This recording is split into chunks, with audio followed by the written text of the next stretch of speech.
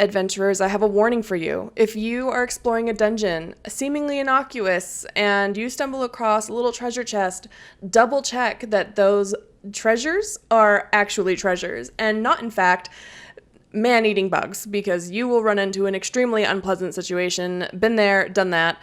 Today, though, we're going to take those bugs and we are going to turn them into something delicious. So we're making the gold coins, we're making the pearls, and we are making our beautiful gems. Let's dive right in and get started, shall we? Now, look, I'm not a jeweler. I'm not a metalsmith. I'm not a blacksmith. I am not an alchemist. I am a decent home cook and baker. So we're going to make these with sugar cookie dough. I am using my recipe for cut out sugar cookies. It's in the description below. Obviously, you know, all the recipes are there. But we're going to cream together our butter, sugar, vanilla, and eggs. Now, you'll notice that I did not add in the sugar, and that's because I was so in the zone that I forgot to add it at this stage. So I'm just going to hold my head in my hands here while I talk about how stressed I was because the butter was not creaming really nicely. That's because I forgot to add the sugar. So we're going to add in the flour, baking powder, and salt, and then we're going to go, oh crap, forgot the sugar. Add in the sugar at this point, and we're going to mix it together. It turned out just fine, but I think the final texture would have been just slightly improved had I creamed the butter and sugar together first. Once it comes off the sides of the bowl and is really a cohesive dough, we're going to divide this into 2 sections. I'm storing these in gallon Ziploc bags because I was using them just, you know, a couple hours later.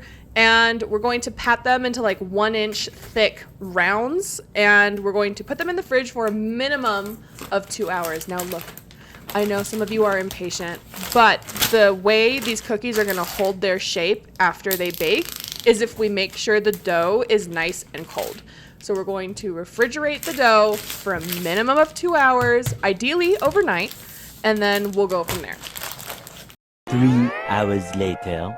Now to roll out our cookie dough, we're going to roll it out to be 1/2 inch thick. We want to make sure it's nice and floured on both sides. I'm using a French rolling pin because I found that, you know, I can roll it out wider, but you'll notice that there's no background audio, and there's a reason for that. We had some family over and they were watching a super fun show, but I know that a lot of big companies are really copyright strike hungry, and I am not about to get canceled. So once this is rolled out 1/2 inch thick, we're going to cut it out with this cute coin cookie cutter. I will link the 3D print file down below, and we're going to bake these at 350 for about 9 to 10 minutes. They're gonna be just cooked. They're not gonna be golden at all. That's what we want with cut out sugar cookies. Yeah, make sure you're using actual edible gold. If you're not using the right stuff, you'll end up eating just copper, and that's not good for you. I think these sheets might be a little on the small side. Okay, so let's gild these coins. We're going to take a little bit of simple syrup and brush that onto our cookie, and then we are going to take our edible gold leaf and place it on the cookie. Wait, this looks amazing. I think we will really only have enough to do 1 or 2 cookies convincingly, because these sheets are like 1/4 of the size I thought they were going to be. But I think I misread centimeters. If NASA mixes up inches and centimeters, I'm in good company. You're in good company. I'm in good company. If I can just get the 1 covered, I will count this as a success. This is sticking everywhere.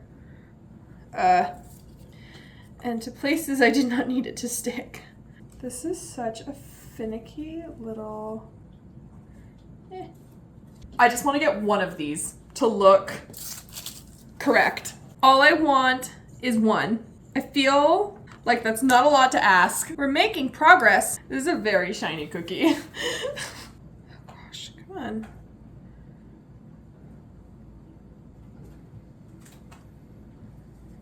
Okay, I've decided I'm going to do the top of this cookie in edible gold, and I'm going to paint the rest of it with gold luster dust.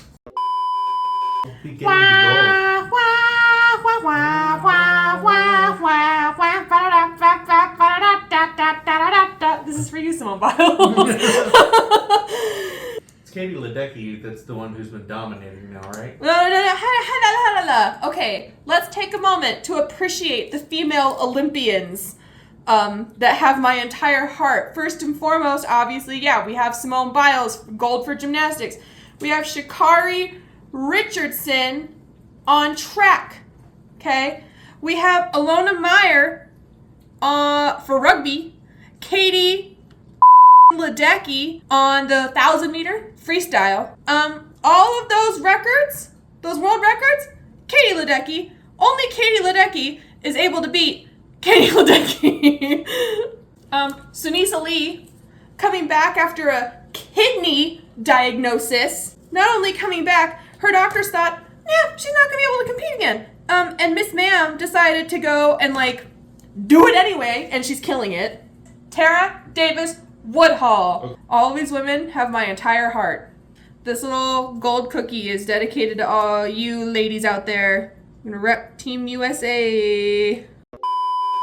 Sorry about my outburst. We're going to now paint the sides of the cookie with luster dust. Fill in the sides here, and this is fine.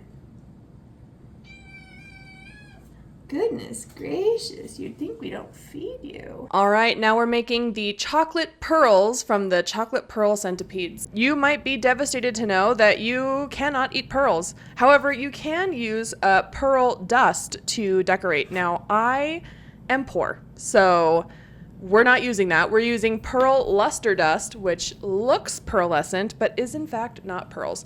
So I'm going to use that to line the inside of each half of this mold, and we're going to put the chocolate in there. So the idea is when we demold the chocolate, that it will look pearlescent on the outside. Why I started a third row in, I have no idea, but we'll fast forward to these being done. Oh, this is torture. This is quite possibly one of the most tedious things I've ever done. We'll have to go in with touch-ups at the end, but remember, just give this a little flippity-doo-dah. Once we've shaken out the excess pearl luster dust, it's time to temper our chocolate. Now, I've tempered chocolate a couple times before. Half the time it hasn't worked out very well, half the time it has. It's just hit or miss with me, I guess. We all have weaknesses. But I'm using the seeding method. Basically, to sum this up, we're going to melt our chocolate in a double boiler, bring it to a certain temperature. Starting to melt. Then we're going to slowly cool down our chocolate. And then once it reaches another temperature, we're going to add in more chocolate. And then we're going to bring it back up to another temperature. This is going to basically pre-crystallize the cocoa butter so that when this chocolate sits out at room temperature, it retains its shine, it has the nice snap when you bite into it, and it doesn't just melt at room temperature. I'm not gonna lie to you, this process is a little tedious, so have something fun to do while you're tempering chocolate. Make sure all the chocolate is integrated. We're going to heat it back up to about 90 degrees. It's going to go from about 84 degrees to 90 degrees, and then we're good to go. So once it's 90 degrees, we're good. I took a spoon and I dipped it in a bit of chocolate. We did a 5-minute test to see if it would harden up shiny, and it looked great. So we're going to go ahead and transfer this to our molds. Once the molds are filled, I'm going to take a bench scraper, or you could use a butter knife, and we're just going to scrape off the excess chocolate and make sure that the molds are nice and even. That way, when I go to connect them after they've initially set, that they're going to turn into spheres. Using a butane kitchen torch, I'm going to just melt a very thin layer of chocolate on each set of molds, and I'm going to then place one half of the mold on top of the other. So these are half spheres. You do this, they turn into whole spheres, if that makes sense. This is how we're gonna get our pearls. And I'm going to put a bit of pressure, let them sit at room temp for like 5 minutes, and then we're gonna put them in the fridge for a couple of hours. Time for the moment of truth. They looked great. I ended up only pulling out about 5 of them. The reason for that is I didn't want to overwhelm the plate with pearls since we only had one of the cookies out. So I'm gonna put the remainder away, but we're going to just do a couple touch-ups with some more pearl powder and make these look nice and shiny. They almost look like, why are these looking like ammunition? I feel like these need to go in a musket rather than a treasure chest. Last but definitely not least, these gems, but candy edition. For the candy, we need to combine sugar, water, and low fructose corn syrup in a pot. We're going to stir that together with a spoon just until everything is combined, and then we're going to turn on the heat. You don't want to turn on the heat while you're stirring because it will cause all the water to disappear and the sugar will just kind of revert back into sugar. It happened to me a couple times. This is, believe it or not my first time attempting this video. Also make sure you're using a high quality candy thermometer. Once it reaches 260 degrees Fahrenheit, we are going to add in our food coloring. I added 1 drop of blue gel food coloring. It's going to distribute itself. Again, do not stir. At 300 degrees Fahrenheit, that's the hard crack stage, we're going to remove it from the heat and add in our flavoring. I chose raspberry, and if you would like to, add in your tart and sour additive. It's basically just citric acid and a couple other simple glycerins and sweeteners to, make your candy sour. I'm going the sour blue raspberry route in case you hadn't clued in. Anyway, transfer your candy to a heat-safe mold. I'm using a silicone mold that's rated up to 450 degrees Fahrenheit. This is already a massive improvement from the nightmare candy that I made last week. I'll put in the footage of that at the very, very end of the video. To clean up the edges, I'm just taking a pair of scissors and snipping off excess candy. Ooh, hello. If we can just take a moment to appreciate how beautiful the candy turned out, I would love that. I was very proud of myself. And there they are in all their glory. A few final thoughts, kind of important. First, the edible gold was beautiful on the cookie. It shimmered. It just looks so nice. I will say that edible gold has a kind of bitter metallic taste to it that I didn't care for. And I thought that the cookie would have been better with some gold luster dust. I tried working with some gold luster dust. I think my batch was probably just either old and expired or something was wrong with it because it turned into this really nasty greenish brown color and yeah. So I'll try next time with some other gold luster dust, but the cookie itself, fabulous. If you want to put a tiny bit of edible gold on your desserts, I would go for it, but I think large quantities tends to give it a bitter metallic-y taste. The chocolate pearls turned out so cute. Look at them.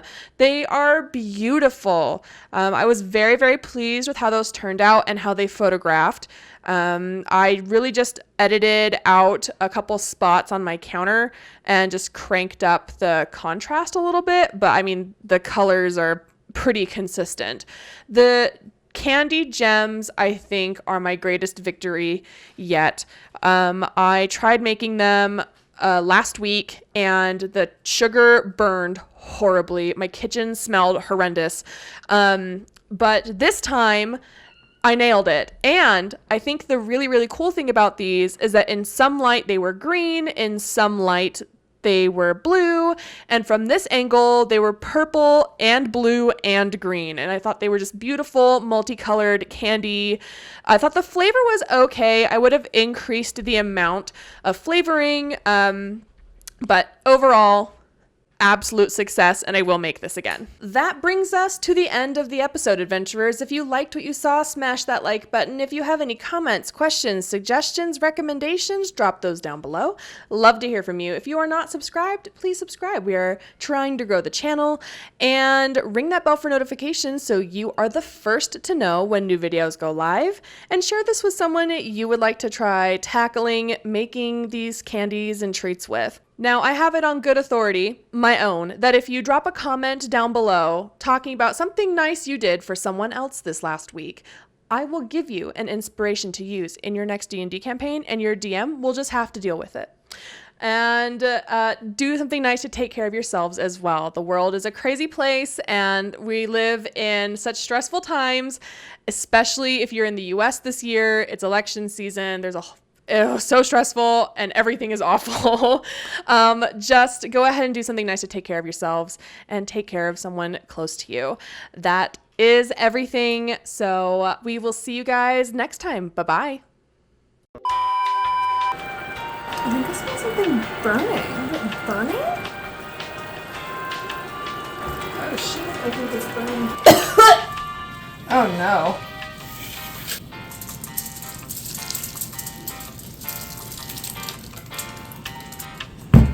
Okay, well,